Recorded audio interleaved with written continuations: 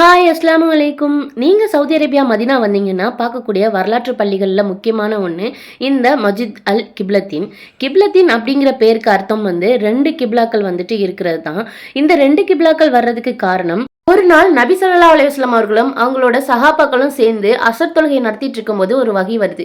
அது என்ன அப்படின்னா, இதுவரைக்கும் செருசேலம் நோக்கி தொழுதுட்டு இருந்த தொழுகையுடைய திசையை இனி மக்காவில் காபா இருக்கக்கூடிய திசையை நோக்கி தொழுகணும் அப்படிங்கிற மாதிரி சொல்றாங்க.